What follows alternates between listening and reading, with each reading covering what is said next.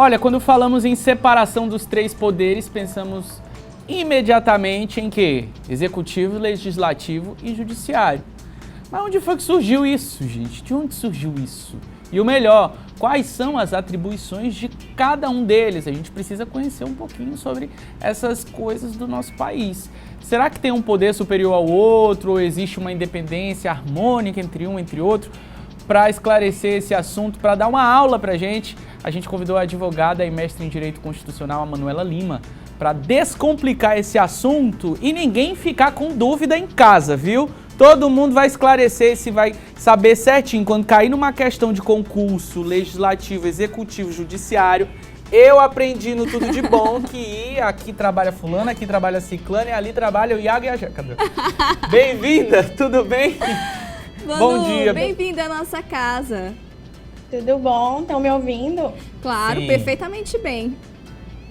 Obrigada pelo convite, obrigada, foi uma honra participar do programa de vocês, eu já acompanho tem um tempo e muito obrigada.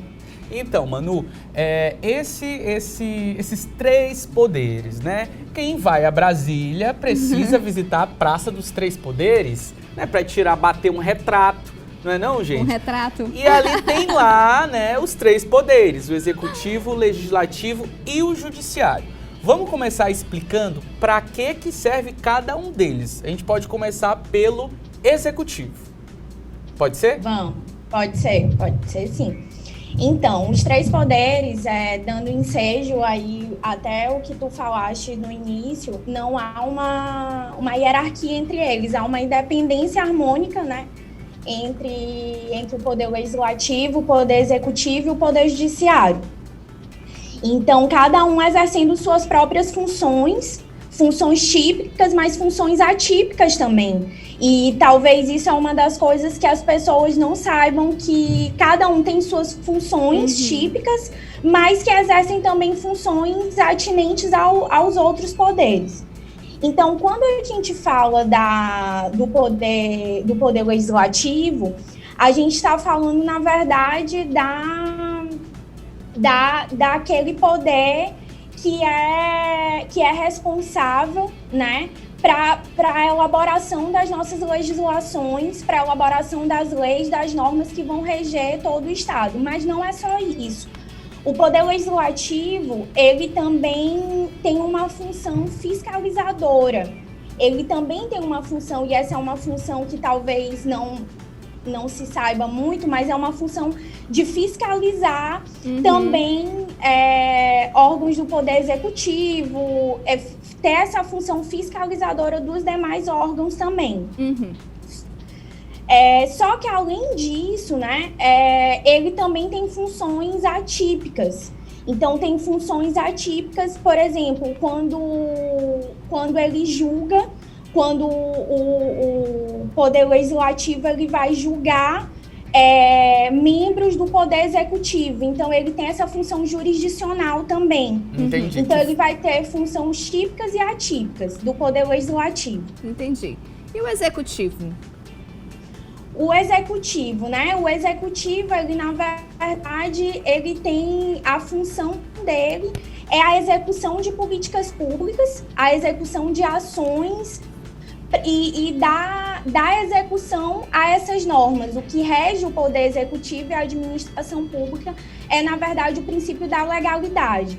Mas também, assim como o poder legislativo, ele tem funções atípicas. Por exemplo, quando o poder executivo julga recursos administrativos, defesas de servidores públicos, ele atua também com uma função atípica. Ele atua também como uma função jurisdicional. Entendi. E o judiciário? O tão famoso judiciário, né, que tão polêmico, vamos dizer assim. O judiciário, ele, na verdade, ele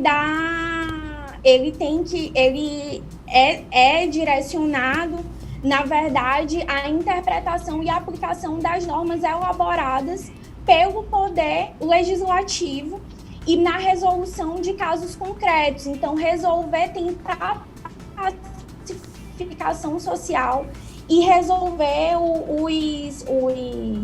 os conflitos que tem dentro da nossa sociedade. Então, é o que dá, na verdade, essa palavra final na interpretação das nossas legislações. Entendi.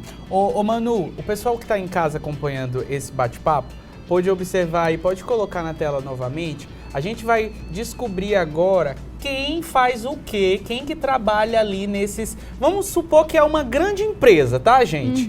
Vamos deixar nossa aula mais didática. Pode colocar na tela, produção. Vamos supor que é uma grande empresa e a gente vai descobrir quem são os funcionários que trabalham na empresa legislativa. Vamos lá, Manu. Tá aparecendo aí para você também?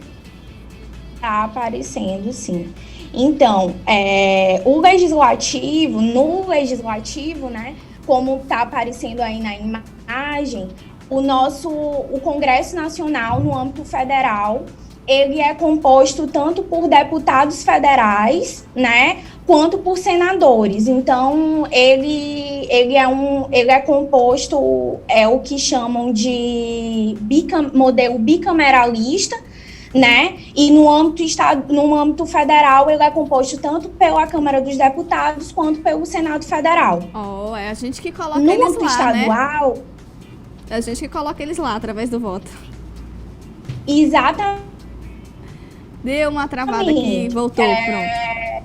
Através do executivo quanto... Voltou? Voltou. Tanto no legislativo quanto no executivo, nós que colocamos ele lá. Então, existe essa questão da legitimidade democrática, da gente escolher quem vai representar a gente, tanto no poder executivo quanto no poder legislativo. Porque no executivo estão quem? Pode colocar, preencher a tela pra gente de novo, produção? Quem que trabalha na empresa executiva? Quem trabalha na empresa executiva do Brasil, do departamento? No executivo, no âmbito federal, trabalha o presidente, né? O presidente da República, o chefe maior do Estado. No âmbito estadual, os governadores. Então, no âmbito estadual, quem trabalha é os governadores. E no âmbito municipal, os prefeitos, que está tendo agora, né? A gente tem que prestar bem atenção a essas eleições municipais para a escolha dos nossos representantes no âmbito municipal. E no judiciário, o negócio fica mais, né? O negócio fica bem mais sério. No judiciário fica bem mais sério, fica bem mais complexo, na verdade. A gente tem a nossa Corte Suprema, né, que dá a palavra final da interpretação, principalmente da interpretação da Constituição, que é o Supremo Tribunal Federal. Mas a gente também tem no âmbito estadual tanto os tribunais de justiça quanto os juízes estaduais, que fazem parte no âmbito estadual. No âmbito federal, a gente também tem os tribunais federais, os tribunais de justiça federais, os TRFs, né? Os tribunais federais e os juízes federais também. Então, é mais complexo. Além disso, a gente tem algumas justiças especializadas, como os juízes eleitorais, juízes militares, que são justiças mais especializadas. Entendi. Mas, Manu, por que tem essa divisão entre três poderes? Por que não é um só? Na verdade, a ideia a gente até fala que o mais apropriado é falar em repartição de funções, porque o poder é uno, né? A gente tem um único poder e a gente deve falar em repartição de funções. Mas por que repartir essas funções? Para que a gente não concentre na mão de uma única pessoa e possa ter mecanismos de controle recíproco entre os poderes, para que não haja abuso de nenhum desses poderes. Então, para que a gente possa ter uma harmonia e garantir o Estado democrático de direito. Olha, gente, incrível isso, né? É bom saber que tem toda essa organização e é interessante a Manuela disponibilizar esse tempinho para explicar para as pessoas aí de casa a importância que nós temos, né? Como é importante nós conhecermos, né, sobre os três poderes e a importância do nosso voto em colocar as pessoas que irão nos representar lá. Porque são direitos, eles irão lutar, né, na verdade, por direitos que são nossos. Então, isso é muito importante, viu? Adorei. É verdade. Agora, Manu, e o Ministério Público? Onde que ele entra nesse contexto dos três poderes? Ele tem alguma influência sobre algum deles? Ele decide, ele pode se intrometer ali, ele pode mandar mais que um, mais que outro, mais que o outro? Ou não, ele é o mais fraquinho de todos? Porque, não, ele não é o mais fraquinho de todos. Ele não é um dos três poderes, né? Ele é um coringa, digamos assim, nesse jogo. Ele, na verdade, ele é considerado pela nossa Constituição como um auxiliar da Justiça, né? Então, o Ministério Público, ele tem uma função muito importante